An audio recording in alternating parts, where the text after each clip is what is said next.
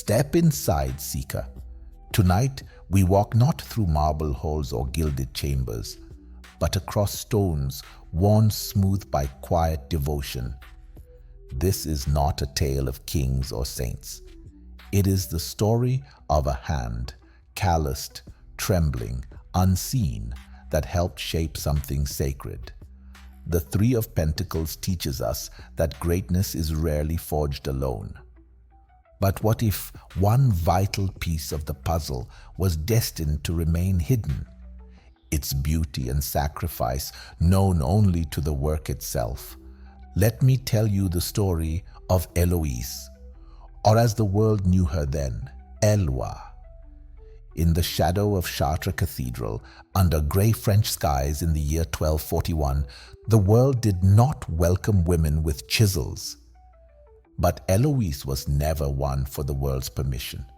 She bound her chest with linen until her ribs bruised, cut her hair at dawn with her father's blade, and forged a letter naming her an apprentice to a dead man, a man who had once taught her how to read stone like scripture. She arrived at the site, dust on her boots, hope hidden beneath her tunic, fear clutched tightly behind her eyes. Each morning, she stood among men whose hands were twice the size of hers. She kept her voice low, her eyes averted, her prayers silent. She barely spoke, but her hands did. She hoped her artistry would speak louder than her sex. They carved angels, not the kind that stand still with perfect wings, but angels whose eyes longed, angels who reached for something just out of frame. She gave them furrowed brows, aching limbs, quiet mouths open in silent praise. They were not pretty, but they were honest, and as her work grew more daring, so did the danger. Brother Armand, the monk who painted glass for the cathedral's rose windows, noticed first. A gentle man, more artist than priest. He said nothing for days, until one morning when she reached above her head to hand him a tool. His gaze lingered at her side where the binding scar peeked out from sweat-soaked linen. Instead of calling her out, he met her eyes and gave the smallest of nods. It is said, those who shape the divine must first suffer to see it. She turned away. She thought, this is the end. But that day he left a fresh loaf of bread beside her satchel.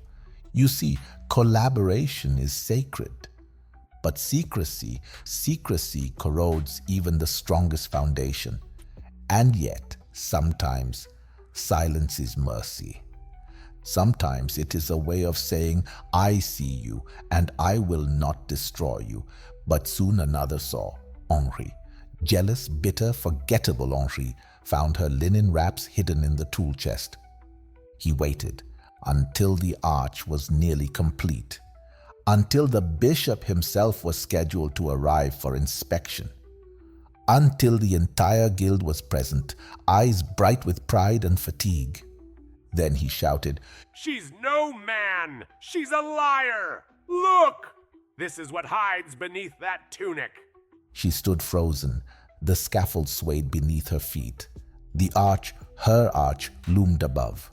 Every curve of it had passed through her hands. She had etched her soul into its stone. Master Guillaume, the builder, turned to her, his weathered face unreadable. He had taught her how to place weight so stone could sing. To make stone sing is to give it life. When every weight, cut, and curve works in perfect harmony. He had praised her work without knowing its source. The church demanded exile. Henri demanded disgrace. The other workers murmured among themselves, unsure whether to look at her or look away. And Eloise? She said nothing. She merely pointed up to the angel above the arch, its face tilted skyward, hands clasped in sorrow, wings chipped and imperfect. A small crack down the left cheek where she had struck too hard, too fast, but left it deliberately. Real. I carved her like this because I don't know what perfection looks like, But I do know longing. And maybe that's what heaven hears loudest. The silence after was holy. Even the bishop did not speak. Then Guillaume stepped forward. Let the stones decide. When this cathedral is finished, it will not remember your names, nor mine. But her angels.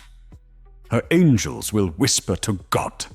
Her angels will speak for centuries. He let her stay. He risked everything. His name, his title, his favor with the bishop. He stood beside her while others stepped back. Because deep down, he knew. Cathedrals are not built by rules. They are built by faith, in craft, in vision, in one another. They are made by hands that know sorrow, by eyes that see beauty in the broken, by courage that hides behind silence until silence is no longer enough. So, seeker, what is the Three of Pentacles truly? It's the blueprint etched in dust and trust. It's every unseen hand, every quiet voice that says, "Let me help," even if the world won't thank them. It is the lesson that creation is not an act of isolation, but of harmony. Greatness is not born in solitude. It rises, stone by stone, from the labor of those who dare to build, even in silence, from the whispered advice of a forgotten monk who chose mercy in silence, from the weathered hands of a master who chose justice over fear, from the courage of a girl who carved the divine into stone. And so I ask you, what do you risk to build something that will outlive you?